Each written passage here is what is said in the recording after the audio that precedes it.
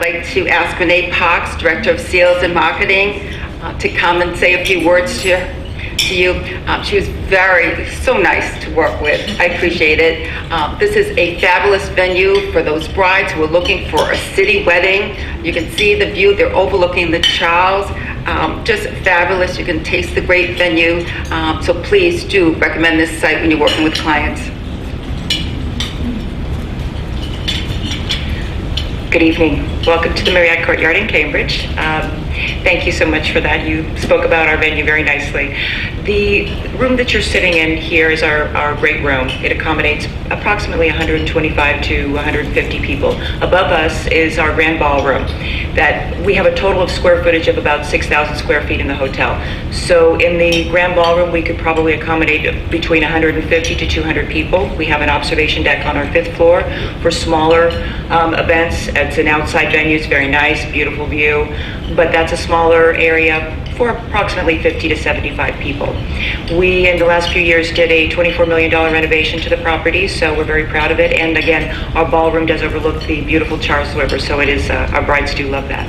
I'd like to introduce the keynote speaker at this Association of Bridal Consultants meeting, Candace Benson, owner of the Finishing Touch Events, a nationally recognized wedding planner. Candace is New Jersey's state coordinator for the Association of Bridal Consultants. She's New Jersey's founding president of Wish Upon a Wedding, and she's our association's director of social media. Candace has designed and coordinated some of the most gorgeous weddings ever, from New York to New Jersey to Europe, the Caribbean, and Mexico. She continually raises the bar of professionalism within the industry. Tonight, Candace will share the stories behind the weddings, talk about how she built her business, share wedding trends on the horizons, and explain how social media has helped her business grow. I'm proud to introduce a fellow Master Bridal Consultant. ABC has designated the Master Bridal Consultant as the highest level of achievement, and Candace has earned that recognition. Thank you for being here tonight and giving us a glimpse of your world. Thank you so much to Beverly Ann for asking me to be here tonight. It is always great to meet up with a fellow master consultant and to meet all of you. I definitely love the networking scene, as probably many of you have already seen. I think I've been talking since the minute I got here, so it's always good. And you guys are definitely an active and fun group, so what I would love to do tonight is, as I go along, number one, if you can't hear me or anything like that, just yell out that you need me to slow down or speak louder. But also, if you have questions as we go about anything that I'm talking about or anything you're seeing on the presentation, please feel free at that moment to just raise your hand and let me know, and we'll just take it a little more casual. I think that's a little more interactive for you and more enjoyable and funner for me as well. So, all right, so we'll get started. So, who is the finishing touch? Well, the finishing touch is myself and my staff. I actually started the company officially in 2004, which was, I will tell the story after my own wedding. So many of you have probably heard the grumblings of some wedding planners that, oh, that bride just wants to be a planner. So I know we have a few brides here tonight, and I will say to you that I welcome you here, and it's a fabulous industry to get into, and I myself didn't realize what a fabulous industry it was until I planned my own wedding. So if you do it the right way and you get the training behind it and make sure that you shadow others in the industry and know what you're doing before you go out and book a client, then it's certainly fine to say that you were a bride that became a wedding planner. So that's how I started the finishing touch. As Beverly mentioned, we do serve mostly the New York metro area, even though I will share with you myself that I've recently moved to New Hampshire with my family. We live in Bedford, if any of you are familiar with the area. So I recently moved about a year ago, but my business is still in New Jersey. And again, we still focus on mostly the New York market, but we also serve New England. We serve parts of the Caribbean, Mexico, London, and other areas of Europe. We've done events as well. So we love to travel anywhere. I always say that I will go wherever they pay me to go. So we average about 15 main events. We do a lot of smaller events as well, but I would say those are our sort of major events. We tend to not try to do back-to-back events. Our staff really likes to focus on, one event a month if we can do that. And sometimes, obviously, in the busier times like fall or spring, you kind of got to do what you have to do and be busy. But we try to do that so that we don't get burned out and our clients get the focus that they really deserve as well. We started a custom stationery division in 2008 within our company. We saw that as an opportunity to upsell to our clients. That's something that all of you should think about in whatever the business is that you do and how you serve your clients. You should always be looking at what more can I do for my client? What are those little things, what are the 15, degree shift that I can make and a new product I can offer to my clients that would, raise my income? It's always an important thing to be thinking about when you're doing business. So one of the things I just wanted to talk about and Beverly had asked me to bring to light was sort of how we work with our clients. So I always believe that the client has to be your focus no matter what business you're in and no matter what your objective is. Customer service is key. Customer service is always the thing that I focus most on in my company. I tell my staff all the time that it's very important that a client gets a return phone call within 24 hours. I prefer it be the same business day, but certainly sometimes that's not always an option. But we also, every year, I just wanted to share, we do throw a client party. We try to choose like sort of a hip location in New Jersey that's close to our office where our clients can come. So this was one of our recent events was at the W Hotel in Hoboken, New Jersey. It was a brand new venue at the time. We're now preferred vendors at the venue, by the way. But we have a good time there. We just have some vendors. Whoops, sorry. I hit the wrong button. We have some vendors that put together just kind of some fun, somewhat swanky looking decorations, right? It's the W and overlooking Manhattan. So we just had some lighting. There's me talking about what we do for clients. The great thing about this and why I share it is that this is an awesome marketing opportunity for me and my company, and it's a great way for clients to sell me to other clients. So what we do is we have actually a competition amongst the brides who can bring the most, the most amount of engaged friends. So whoever shows up with the most friends gets some sort of gift. We've had actually a trip to an all-inclusive resort once that we had through a travel agency friend that we had worked with a number of times. So we try to make it a pretty substantial gift. So that really encourages them. And like I said, I get up, I give a few minutes talk, we sort of show our decor, we have our stationery around the room. It's really not a hard sales pitch, it's more of a party. It's a cocktail party for them to come and they talk to each other, and that really seals the deal for us, and we don't really have to do much of the work. So that's why I wanted to show you guys. So one of the first weddings that I wanted to show you is the wedding of Jennifer and Eliu. Excuse me. The reason that I share Jennifer and Eliu's wedding, it wasn't the most expensive wedding. It certainly wasn't the highest number of attendees we've ever had. It was a destination wedding that was in Punta Cana, as you can see from the slide. But what was the most special about this wedding was the client. So it's very important when you're working with your clients to pay attention and listen to what their needs are. Not every client is the same, and I'm just going through a few of the pictures here for you, but not every client is the same, and they're not all going to need the same things. They're not all going to have the same desires. But Jennifer and Eliu, like I said, they didn't have the largest budget. This one was a number of years ago, and I sort of took them on at a lower rate than I normally would because she was such an awesome person. When I tell you that we had on the beach probably 35 people from the resort stood around and watched the entire ceremony, which was 45 minutes long on the beach. That never happens. It was because it was so touching, and we'll see some of those pictures, and such a personal experience that everybody that was at the resort had, knew them and their family and friends and wanted to be part of what we were doing for this wedding. So I'm so thankful that I did that. And one of the things that I would share with you is sometimes you have to go with your gut, and although it might not seem at the moment that that's the best business decision by the numbers, sometimes it is. And I will tell you that we have since thrown 5 parties for their family, their immediate family, mom's, surprise birthday party, dad's 50th, birthday party. So we've had 5 parties overall since the wedding from this one family because we did this for them, and it was such an awesome experience. So as I would say, again, listen to the client. This is important in your consultation, and why I have this here is sometimes we go into a consultation, and I'm sure you would all agree, we kind of have our script in our head, what it is that we're saying, the types of things that we know the client wants to hear, right? So we start talking, and we talk. One of the things that I always share with others in the industry is you should do less talking, the client should do more talking.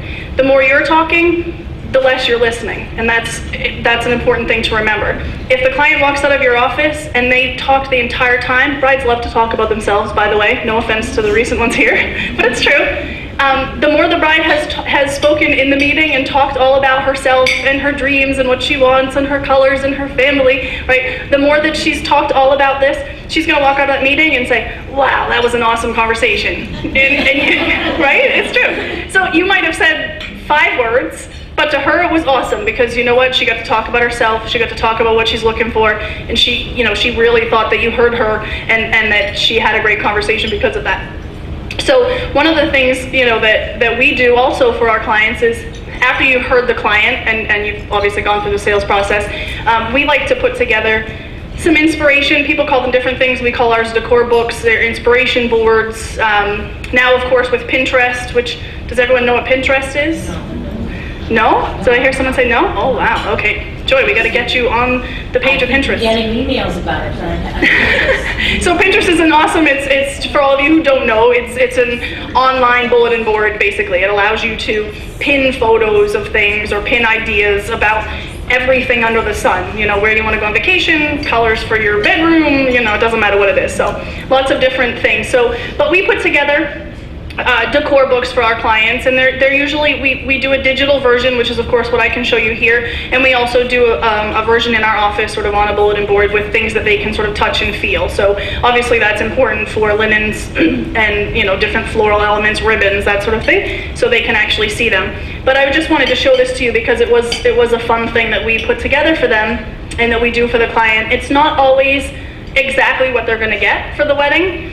But the idea is that it gives them the colors, it gives them the theme, it gives them some of the elements that we're gonna bring into the wedding. So for example, if you see here the fans that are on the leftmost side, and then if you saw in the picture earlier, we actually did incorporate those into the wedding because she loved that idea and we were able to get those. So it just gives them an idea of the coloring and the themes. So one of the things also that's important to do when you're dealing with any client is to not be afraid to do something a little bit differently. It's always funny for me when I first meet a client, the first thing they always say to me is, I want my wedding to be completely original. I want everything different than my friends. I don't want anything, that I've seen before. And then you start talking to them and you say, ooh, we could do like a really fun dessert reception with, jazz and, I don't know, you're coming up with these ideas and they're like, well, no, I need a 12-piece band, and I need, this color, and I need white flowers, and I need, and before you know it, you've just, they've described the same wedding that everybody else has. So it's very funny with brides, but you have to, in hearing them, think outside of the box, right? And many of you are designers, so of course that's something that comes probably pretty easily to you, but it's important to try to come up with ways that you can do things a little bit differently. So I share that with Jen and LU. One of the things that we did on the left side here on the top, this is their box for out-of-town guests. So of course, this was a destination wedding, so everybody was an out-of-town guest. But we did things a little bit differently. I don't know, how many of you here do destination weddings? Okay, so not a lot, but a few. So I'm sure if you have done a destination wedding, you have dealt with customs before. So one of my early destination weddings, I went to Mexico. I had my whole bag full of, beach bags and towels and things that were going to be given to the guests. I'm going through customs. You learn these things, right? Lessons learned. I'm going through customs, and of course now they believe that I'm this American woman trying to come into Mexico to sell my wares on the beach and steal all their people's money. So I said, I swear it's for a wedding, So this was actually a Valentine's Day wedding that I was getting there for. I'm flying on the same plane, by the way, with the client. So I'm coming through, and the client and her whole family, are coming behind me, whatever. And I'm just waving them like, go, don't stop, don't stop. And I burst into tears, put my wedding ring in my pocket, burst into tears. I'm the bride. This is my wedding. You're ruining my wedding. I'm very dramatic. As you can imagine, I can get. So ultimately, they did let me through customs with the items.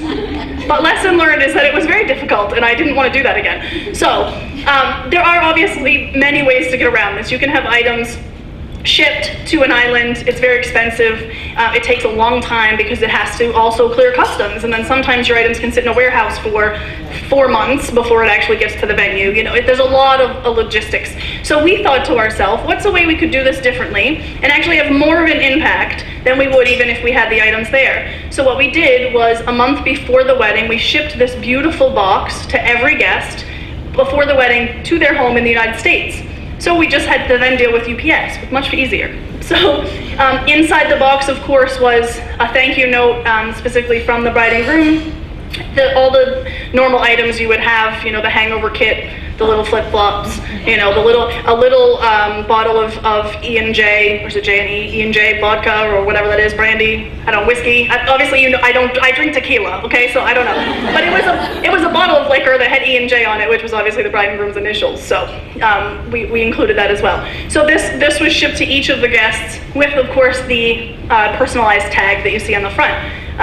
So one of the things that I mentioned to you is that we do custom stationery. So again, this was an awesome piece that we could send to all of these guests. It's getting our name out there and our work out there to all of these guests that are coming, even before they're getting to the resort. And it was an awesome upsell, I'll have to tell you, because each of these boxes, we charged about $85 for. So we had probably 45 guests, so, it was a good chunk of change to put together some baskets. So the bottom right-hand corner just shows as well incorporating some of the flavor that the bride loved. She loved peacocks and peacock blue, but she also loved vibrant colors and oranges and such. So what we did was we had all of the parties leading up to the wedding had peacock themed at the event, the welcome drinks and all of those types of things. So we had different stationery for those nights, and then you'll see the wedding itself was more in the bright oranges and those colors that she loved. So yes, question? Sorry. So did you actually put the linens in these baskets too? What was in the basket exactly? The basket. Not stationery, but. No, the stationery wasn't in the basket. The basket was gifts for the guests. Okay. So the basket had like flip-flops in it. It had a hangover kit. It had beach towels, right? I mean, all those. Yeah, it was like a face towel, I think, because it was smaller. But yeah, those types of items that were in the basket. So that was just more like the same thing you'd leave in a welcome bag at the hotel, right? Same idea, but beachy themes. The other thing that we do is, of course, and I know there's someone here tonight that brands her weddings, right? That's her niche. So that was, of course, one of the things that we always try to do. This was actually a logo we created for the bride. I know it looks a little scary, but she loved it. I said to the graphic designer, I was like, I don't know, but she loved it, and it has their initials. And that was sort of where we started. That was on her save the date card. And then this is her invitation that we created. So as you can see, bringing in the peacocks, that's a male and a female peacock getting together.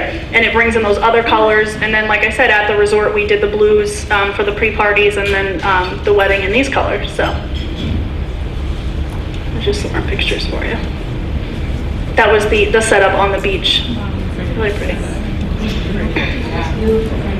Oh, I did that bullet already, Candace. All right. One of the things I wanted to talk about tonight too is your vendor relationships. So for those of you who are consultants, it's 1,000% important to focus on your vendor relationships. For those of you who are vendors, it's equally as important to focus on relationships with other vendors, including your consultants. The only reason I say this is that for any event, especially one where you're not on your home turf, it's so important that you have a team that you can count on. And when I say relationship building, it's not that I'm the planner and I come in and I have a clipboard and I yell at you and I say, do this, play this, eat this, wash this. I don't do that. that at all. You know, my team, we roll up our sleeves, we work just as hard as everyone. That's why we're there, to make sure that everybody's job is a little easier. Everybody's job. It doesn't matter. It's the dishwasher, the bellboy, whoever it is that we're working with that day. I ask them personally, how can I make your day easier? Tell me how that, and I'll make sure it gets done. Because that's building a relationship. The next time that person has anyone ask them who they should work with, it's going to be my name, right? Important. Also making it personal, we talked a lot about that already with Jen, of course, but this is a little bit of the ceremony that I told you about. So you can see her friend actually officiated the ceremony, and they brought a lot of cultural elements into the ceremony. Those were some letters. One of the groomsmen was playing some drums. These were some gifts they were giving her. These were flowers in memory of guests who obviously had passed and couldn't be there. This is our happy couple, dancing with her dad. This picture I included because I just wanted to share that I always love to bring some special surprise in for my bride and groom, that's something that they don't know about, so I work with their friends or with their family to do something special for them. So this is actually a tribute video to Jen and Eliu that they did not know existed, that we made prior to the day. It had messages from guests who couldn't make the trip because, of course, again, it was in Punta Cana, but it also just had special tributes from their parents and the special people in their lives to tell them how much they love them, and pictures of them growing up and those types of things that, just make it a little more personal. So the next wedding that I was going to take you through, so this is Debbie and Julian. So Debbie and Julian came from the other side of the pond to our side of the pond. So we've done work in London for folks going to Europe. That's obviously done a lot less now, given that the dollar is not worth anything. Hopefully someday soon it'll go back. So in this example, Debbie and Julian actually reside currently still in London, but they wanted to come to New York City for their wedding. And the amazing part about this is it really was a true destination wedding. It wasn't like they just came, to New York and their guests were in New York. Their guests came from everywhere, from London, from the Caribbean, from Hong Kong, from some from America, but it really was a true global event when you say that. So I just wanted to share some of the pictures. This is them, of course, walking around Columbus Circle in New York City. The other element of this wedding, which is one I'm sure many of you have dealt with as well, is that it was a multi-religious wedding. He was not Jewish. She was very Jewish. Her family was very Jewish. She was obviously not as strict Jewish, since she was marrying someone who was not. But the family definitely was. It was something that one of the reasons they hired us was to help sort of bridge the gap with their families. And we do get that a lot, and I think that's one of the things that, again, it's important to hear your client when they say what their needs truly are. Sometimes we're brought in to make a room beautiful. Sometimes we're brought in to make sure timing is right, but then sometimes we really are that therapist and the family buffer. I've had brides who said, keep my mother away from me all day. Please, just keep her away from me. So I do, in a nice way, oh, Mom, we gotta do this, it's very important.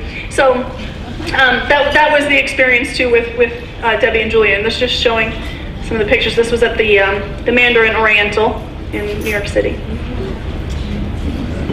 Beautiful, right? I love that one. But that room is scary. I don't know how many of you have been there before, but when about 200 people are all dancing on the dance floor, the room shakes. Oh, it's scary. Yeah, I didn't like it. This is a Sylvia Weinstock.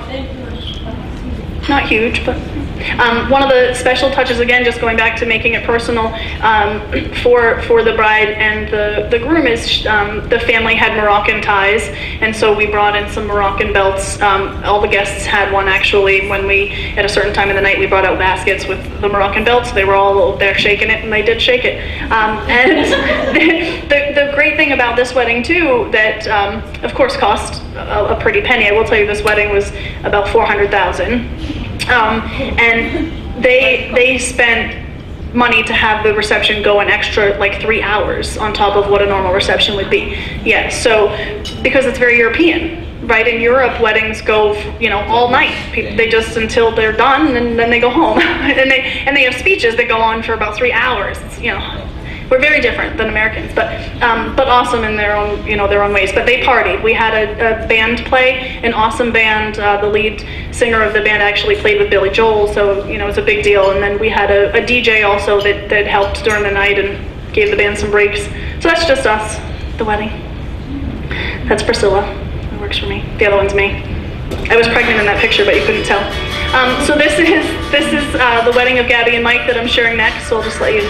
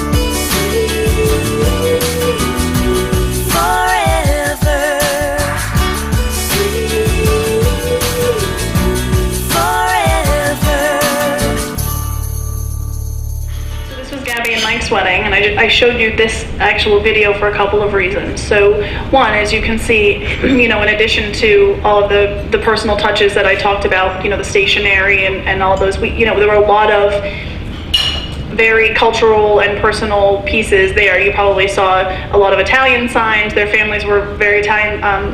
Mike's family actually only spoke Italian, so that was interesting. I speak a little bit, not too much, so it was fun though.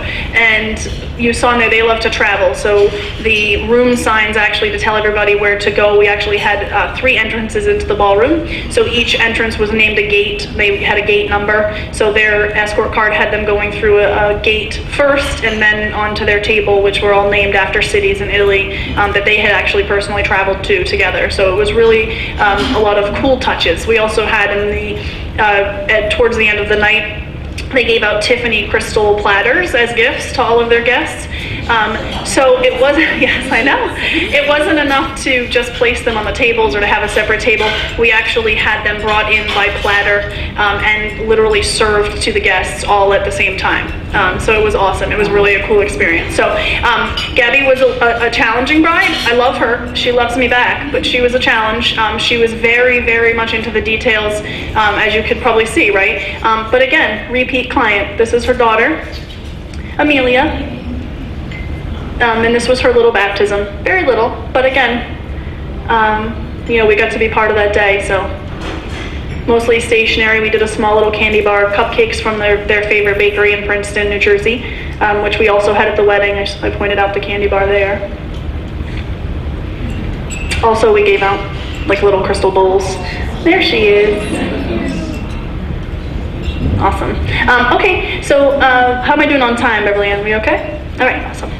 So this next event that I wanted to show you is actually for Alien and Janine. So this is a baby shower. Obviously, you can tell by the names, they're both women. They were having a baby, so they hired us to plan their baby shower. There's an interesting story to this one. It actually took place the weekend following National Conference, when we were in Phoenix.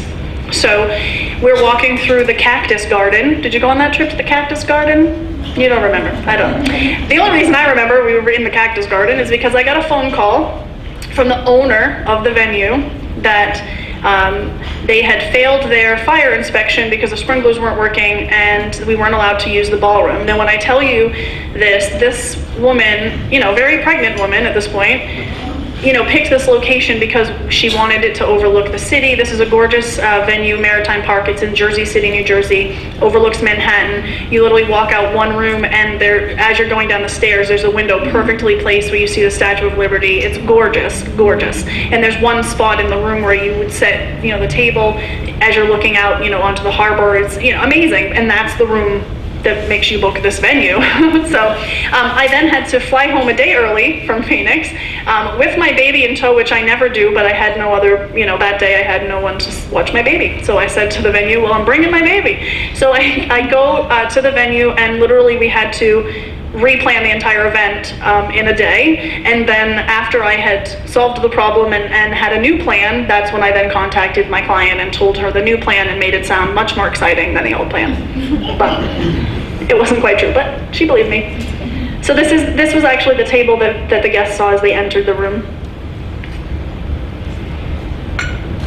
This was the seating tree. We do a lot of trees in New Jersey. Do you guys do trees up here? Everybody loves trees, yeah. Seating trees, wishing trees, whatever it is, people like trees. This was actually the guest book. It was actually a classic fairy tale story, so we had all the guests write inside the book, which was great. As you can see, this was a fairy tale themed event. So this is the invitation we created. It was an actual book. You open it up inside, it had a story with their names in it. It was very cool. Yeah. This was just some of the table details. Paper lanterns, not too expensive, but definitely have a great impact, right?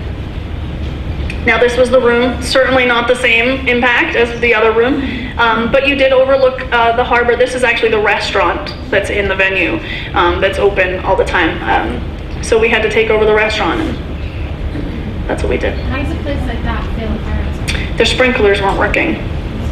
So yeah, and actually, unfortunately, I had two issues with them. I also planned a market party for Brides Magazine, this same venue, and they also, the 2 days before the event, tried to cancel the event on me altogether because they failed some other inspection and we weren't going to be able to use any part of the place and the restaurant was booked and all that. So we got around that one. They could have gotten in trouble, but I put such a stink up and basically said, listen. And then so when this happened to my client, I of course got her a big refund because I said, this is the second time you people have done this to me, and now this is a paying client, so we got to fix it. But we had to, just so you know, for this, order new linens immediately. We had to do, there were a lot of things we had to do, as you can imagine, to switch the venue. But these are the just little small simple table decor. But we piled books in the middle. We just went to Barnes & Noble and purchased, books that they loved. This was the menu in a matching sleeve from the invitation. This was the baby shower bingo we played. So we just, simple, right? I mean, this is very easy. And you just create it and you brand it to be the same as the rest of your event. I'm using your niche again. See, branding your event. This was the cake. How awesome is that? Oh, and that's their little Yorkie on the top, by the way. That Yorkie, that's their Yorkie. And this was just more detail of the books. They literally looked really... Well, they get to sit still the whole time. I know, right? It was amazing. And then these were the little gifts. Again, upselling to your client. I mean, how many of you actually wrap favors and put a bow on it for your client and then you can charge them that much more for it? We always do. And this is them, overlooking the city. So that should have been the view that I had. Came upstairs, right? Yeah, so we did little favors there too. We had a photographer that came, again, this is about your relationships, right? A photographer that generally would charge a lot more for the amount of time that she had to be in the space, but again, we got amazing pictures out of it, and they got favors. They took a picture with each guest, and that was their take home as well, which was nice. So this next event was actually a party we planned for the Knot. A market party for them. It was a circus theme. It was at a venue called the Stone House, which is pretty unique in New Jersey. This was the invitation we designed. We had, again, it's going with the flow, right? This happens. We had actually, as many of you might know, when you do one of these market parties, it's all for barter. So you don't actually pay the vendors. The magazine will barter with them for free ads or whatever they want to be able to give them. So in this case, we had a rental company from New York that was planning to come in, and they were literally creating a circus tent out of draping fabric on the roof, the ceiling of the room. So we were like so excited. It was totally going to look like a big top. We were, ecstatic. And then about 2 days before the event, they called and they said, "Candace, I'm sorry, we got a paying gig." Like, they got a paying job. What was I going to say? Okay. I'm not, happy, but I can't blame them. Oh, exactly. Yeah, I agree. That did tarnish our relationship, by the way, but it is what it is. So here's what the venue ended up looking like. Again, simple but small touches. So we draped ribbon through the flowers, and again, there's not a huge budget for these things, but the important part is to pay attention to the small touches.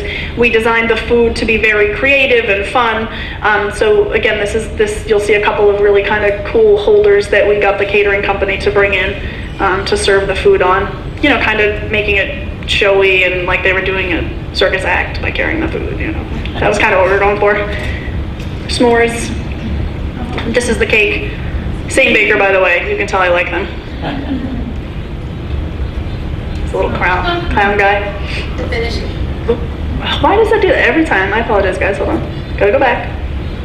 The finishing touch wedding planning and event company is amazing. Candace Benson and her team did an incredible job throughout our wedding planning process and on our wedding day. We couldn't have been more happy with all that they did and all the help that they gave us. Thank you so much, Candace and your team. We truly appreciate everything. You're welcome, Rosemary. Okay, so one quick note that I forgot to mention before, which was important, and I kind of skimmed over it. When you saw the last video, that was Animoto. Do all of you know Animoto? No, some of you don't. Okay. Animoto is awesome. Awesome. If you don't know what it is, write it down and look it up on Google. There's a free service. Animoto offers a free service, which allows you to make like 30-second videos, or you can pay a monthly fee, which is what we do, and have longer videos and as many videos as you would like. That video you saw was one we created ourselves on Animoto, just using the pictures from the photographer. So that doesn't take the place of video. We still always encourage video because this is just still pictures. It's not real people interacting and voices and things like that, which of course are important. So, but the great thing about that is it's again an awesome marketing tool for us. So when we use those is actually on the 1-year anniversary for our clients. We blog every event after the event. We use as many pictures as possible because we've noticed in looking at our Google statistics and our SEO that when you put pictures on your site of an event is when you get the most hits. That's what brides care about, right? They want to get inspiration. So we will blog, we'll post videos from the videographer. Obviously, if the photographer has put up a blog, we reblog about their blog, you do all those things. But on the 1-year anniversary of the client's event, we make this Animoto video, and then we launch it again through our email, through our social media, and then of course we send it to the bride and groom, and what do? Ooh, awesome, look at this little video, and they send it to all their friends and family again. Now what you've just done 1 year later is remind them all about yourself. Oh, wow, right, I remember that wedding planner. So now when it's their wedding or their event coming up, now you've just, again, come into the forefront of their mind, right? So it's a good tool. I meant to mention that before. So this as well, I would show you, this actually was a very recent wedding, so we don't yet have all of the images, but we do have this awesome little testimonial video. What I do is ask my videographer, no matter what the event is, to pull the bride and groom aside for me. I'm not in the room, I leave the room, and I ask them to ask them about me and how my staff did on the event. what that does is you get, no, Rosemarie's a little scripted. You can tell throughout the entire night she had this like smile on her face because she was afraid to ever be taking a picture without a smile. So she's like that the whole time. I'm like, just relax and have a good time. But she was a little bit of a control freak. We love her, but it's true. For her, you know, she did say, you know, wonderful things about us and everything, but the point here is it's an awesome marketing, you know, tool for you to use either on your social media, put it right on your website. I mean, what's more impactful to you?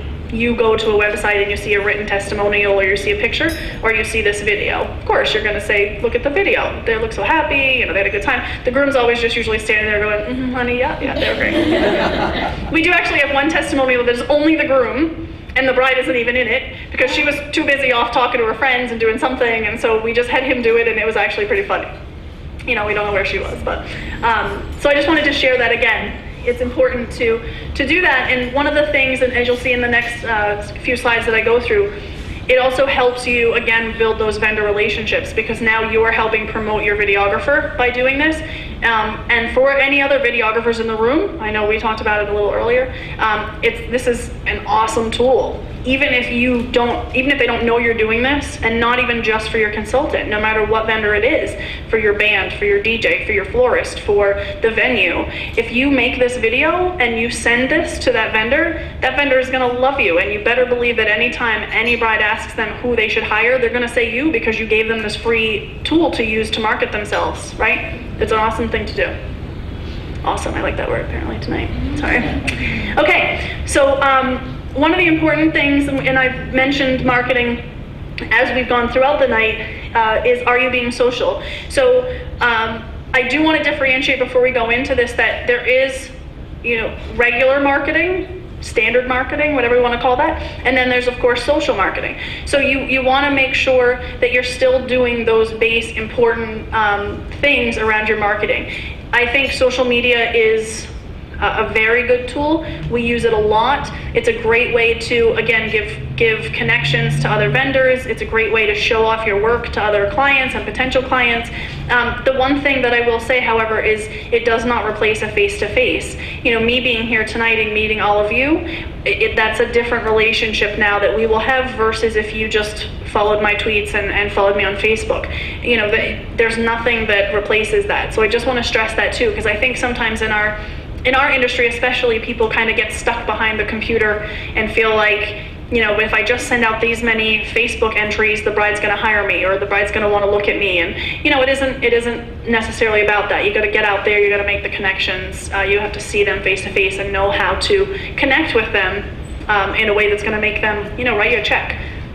So I did want to, though, show you just a few examples of some of the marketing that we do on social media. So I just pulled a few of our Facebook posts. Obviously tweets were a little harder to pull because you'd get like a laundry list of everybody's tweets.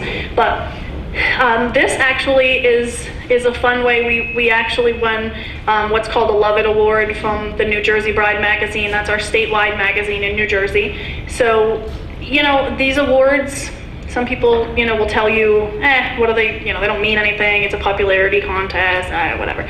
So this award in particular, you know, I am very good friends with the editor of New Jersey Bride. Does that mean that that's why I won the award? No, it's because, you know, we're friends because of the relationship I have built with her. Does this award, you know, necessarily bring me business? Maybe not, but is it impressive when, you know, people walk into the door of your office and they see the sign? Sure. To other people in the industry, and the only reason I raised this, I sort of saw some Facebook like grumblings recently about, I think it was more about like the wedding wire like bride badges and those types of things, and people saying, oh, it's just because you've got people to recommend you and then, you know, you get a badge. But I think they're all important as long as you use them in the right way. You know, for a bride, it does mean something to her, you know, that others would recommend you, that others would give you a positive experience, and so it's important to share those things. So we actually shared this on a recent post. This was actually the event. Some of my staff attended the actual event where they handed out the awards, and my staff member Amy actually was in the little video, which was fun. So 246 people saw it. yes, 246 people saw that post In 10 hours. in 10 hours. That's right. That's pretty cool. Thank you for picking up on that. The next section, I don't know if some of you have seen now when they do on the business pages for Facebook, you can actually get recommendations like this. Do you guys know that? So sort of similar to how you have in Wedding Wire and your other tools, you can actually request recommendations right onto your Facebook wall, and they show up on kind of the right-hand side. Even as your posts change, you have that one block that stays there for recommendations. So if you don't have any, you should go out and request a few. And I've just had here, one of these is a bride who's thanking us for her stationery and saying it was absolutely awesome or beautiful, or I'm not sure what the rest of that tag was. And then the one above is a videographer that we work with quite often, who's saying we're, the best wedding planners in New Jersey. So either of those things to a potential client that comes to my page, I like to have them see those things. This is actually that videographer again. The reason I show you this is we did talk a little bit about cross promotion. So in your social media, that's definitely one of the areas you should focus on, is doing cross promotion. So not just always thinking about yourself and making sure yourself is promoted, but promoting those that work with you. So Damon actually has done this for us here in this tag, tagging our personal names, tagging our company name, and thanking us, for working with him. And then again, see, this is what he's done down below, is created this trailer. So he is a videographer that I'm always wanting to recommend. I mean, he does a fabulous job as well, but the reason I would recommend him, above maybe another equally fabulous wedding videographer, is because he does great marketing and he always includes me in it. He actually even placed my logo in the video, as you can see down below. So the video starts off with my logo, and then it's a little trailer video, and then it ends with his logo and his information, right? Smart. So somebody said something about a trophy earlier. Is that you? I told you you'd see a trophy. So this actually, for 3 years in a row, we actually have won an ISIS New Jersey award for stationery. I actually believe the ISIS group that does the judging is up in this area somewhere, but it's all confidential. We submit our entry and with a story and everything, but we've won 3 years in a row. So again, we do use the social media to sort of show off a little bit, right? You got to, if nobody, I always love to say nobody is gonna, toot your horn louder than yourself, or shouldn't, and no one's gonna pat your back if you don't pat it first. So you got to tell people you're good, or they don't know it's true. And then this was just one other on Wedding Wednesday. Does everybody know about Wedding Wednesday? No? Okay, so that actually is something that came from Twitter. So on Twitter, if you do #WW, everything has a hashtag, right? Pound before you tweet. So #WW represents Wedding Wednesday. So in our industry, you're supposed to, on Wednesday, on Twitter and on Facebook, tag other people that you want to shout out to on Wednesdays. So we did a Wedding Wednesday to the awesome vendors who helped make Friday's wedding fabulous. So we tagged as many of them as I have pages to tag. The other ones we just sort of called out. And we did the same, of course, on Twitter with their Twitter handles. #FF, by the way, is Follow Friday. So Follow Friday on Twitter or on Facebook is you telling other people that follow you who you follow or who you think they should follow, right? So like if you think it's awesome to follow, such and such a florist, you tell your clients, hey, follow these people. They have really cool videos or get really cool pictures to look at and that sort of thing. And that just happened to be that was the picture from Friday's wedding. The other important thing to remember with social media is it's not all about the sales. It's not all about promoting yourself, right? You want to also give information. This is also true of your blog. You should always be looking to give free information to your client. Don't be afraid that, if I give information out, they're not going to pay me for the information. You just handpick the information you're willing to give. And if they feel like you're someone in the industry that is knowledgeable and you can prove yourself as the expert in that area, then they're going to be that much more inclined to give you their money. So we always send out, fab finds, free tips, all of that sort of thing on our blog. This actually came from our blog, as you can see, and it automatically posts out onto our Facebook page when we blog, so that if someone doesn't necessarily follow us through our RSS feed, they can get us on the Facebook page. We have 336 people saw that one. I don't know how long though. Okay, the other thing I wanted to just quickly talk about is, are you following up? So just a few key things, and as I talked about earlier, one of the things that I believe makes our company different and is very distinguishing is how you treat your clients and how you treat your vendors and those relationships you build. So everybody should be doing these. I'm just going to run through them quickly. I think you probably all know that these are important elements. Number one is a thank you note. Does everyone send handwritten thank you notes to all of their vendors? Everybody should say yes to that. That's very, very important. Everybody can send an email. We get 1,000 of them a day, or at least I do. I know it means a lot to me when I actually get a handwritten note from someone thanking me for something. I don't get many of them though, sadly. I send a lot of them out. I don't get many. But, you know, it is what it is. Client feedback, you always want to be able to get feedback from your clients about yourself as well as the vendors that worked with you on the event, especially if that's a vendor you recommended. You want to hear the true, honest opinion about that vendor from your bride, because you may not always be around when they're interacting, and maybe that client has had a poor experience in one way or another, and you want to make sure that you're aware of that before you recommend that client, that vendor again, excuse me. In addition, again, the cross-marketing. If they say something really great about that vendor, then now you have a great testimonial to share with that vendor from your feedback form, right? On your feedback form, you should always ask for referrals. No one is just going to hand you referrals if you don't ask for them. What's the worst thing they can say if you ask?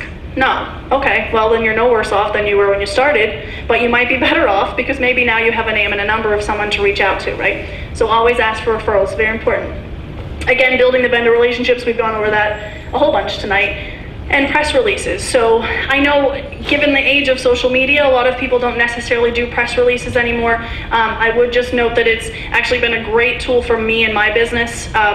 It's a little bit different than a traditional press release in our industry. Of course, if you do have an amazing event that you think the press wants to cover, or something very special about what you're doing, then you should definitely send that out as a traditional press release, and hopefully you can get the media there. The way I use press releases, as I'm using here, is more to share tips, share trends. You know, what do I see coming up as the hot new things that the magazines should be covering or they should be paying attention to, or what is a new technique we just used on an invitation that I really think the editors would care about. That sort of thing we put together at least monthly, a press release. We send it out to our distribution list, including that information, make it very easy for them. We actually have publications that literally cut and paste it onto their online websites, magazines, newspapers, excuse me, their online version, literally just cut and paste it in, and then that's, you know, how much work for me, 20 minutes, but yet they, you know, now we have that much more coverage online, and, you know, if you Google my name, it's gonna come up that much sooner, right? And then of course, we talked, you know, a lot about most of these, just letting, you know, other clients know about the work you're doing. So having your blog, doing your social media, submitting your weddings to magazines, hopefully you all do this, very important, and working with your editors is, you know, make connections with the editors of the magazines that are local to you. Don't just assume because you send them pictures that they're gonna connect with you. They get a lot of pictures, not just from you, but also from photographers and also from brides who want to be in the magazine. So what's important is that you make the time to connect with them when it's not their busy, you know, time putting together the magazine, but when it's sort of an off time, and talk to them about what are the types of things you like to put in your magazine. What is the easiest approach that I can take to make your job easy in selecting my wedding? You know, how would you like to see the pictures? How would you, you know, like to see the information about the wedding? Do you want me to send you my blog that I've already written, you know, first as a preview? A lot of the editors actually like that because we put enough of the story there. They can see the story, they can see the blog, then they can decide, yeah, this is really something I'd like to see more of, and then we can get them the rest of the pictures, right? But important to build that relationship, not, you know, the week before they're deciding which wedding that they want to choose. And the reason why that's also very important is sometimes you might think you might have this amazing wedding, but it's at a country club, and they've already chosen 2 country clubs, and maybe you have this other wedding which in your mind isn't as beautiful, but maybe that's something they need. Maybe they need something by the water. Maybe they need something in a ballroom, right? They need a variety of pictures for their magazine to sort of, you know, differentiate all the different events. So it's important to have those conversations with them as you're leading up to each issue and say, what is it you're looking for in this issue that I can get for you, right? We talked about the press releases. So giving back, just a quick blurb here. I personally believe it's very important to give back not only to your, you know, small community of your vendors and your network, but also just to the industry at large. I'm a huge believer in, you know, leadership and mentoring. That's why I believe I actually helped me earn my master title much sooner than may have been available to me, was because I showed that I took on those leadership roles, and I really cared about the industry and raising the bar, and not being afraid of novice members coming into a meeting that may just be looking for information. I'm a wealth of information, and I love to give it away.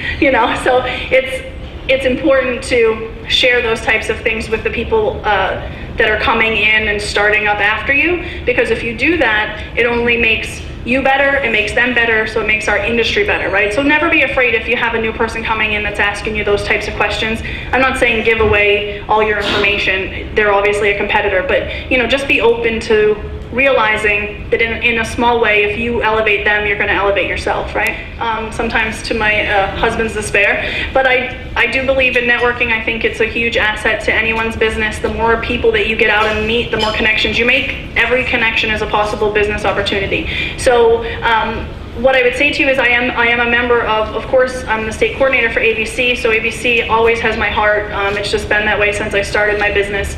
But I also am a member of ISIS, I am a member of NACE, and there's a couple other smaller wedding industry organizations that have started in the state of New Jersey. I've joined those too, with the idea, as well as, I want to build New Jersey ABC. So anytime I can support another organization, hopefully they will support me in return.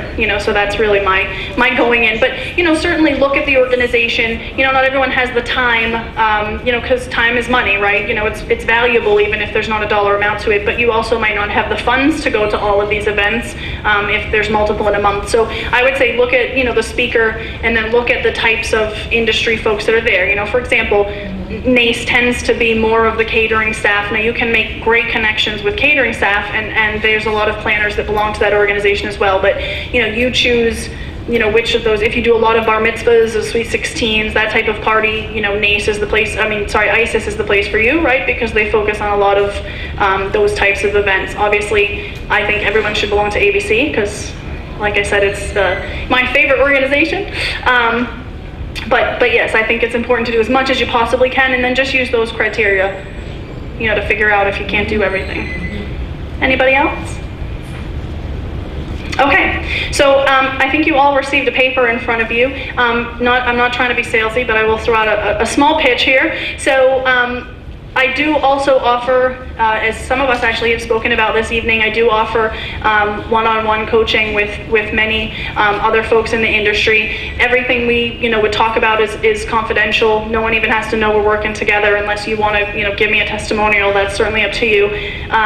And the way that I have put together my program, which you'll see on the paper, is that it is 3 personal, after we do an initial consultation, it's 3 one-on-one personal sessions with me. Out of each of those, you will receive action plan, something that you have to then, take on and address. And then at the end, we put together, our overall plan for sort of your future development. And we'll get together at least once after that to sort of check in and see how you're doing. But someone asked me tonight when I was sort of talking about it a little bit, like, what areas do you cover? Well, that depends on you. For some of you, if you're more novice members, it might be about how do I even start a business? How do I even get clients? How do I market myself? How do I do my website? It depends on what it is that you're looking for. If you're a more seasoned planner, maybe it's how do I structure my business for growth from here on in? How do I raise my prices and go for bigger clients? So it depends really on what it is you're looking for, and again, we'll assess that in our initial consultation. I did provide a great price, I think, for tonight, so if you guys are interested, you can fill out the form that's in front of you. There is a spot for a credit card, or you can do check, whatever you want to do, or if you wanted to talk to me about the opportunity offline and we can figure out the best way to handle that, we can do that too. Any questions about that? Okay. And then for procrastinators, there's a price there for next Tuesday. So if you can't make your decision tonight, you really got to think about it by next Tuesday. But don't wait, because it's really, I would say, I truly believe in mentoring. I actually, I pay a hefty amount for mentors for myself.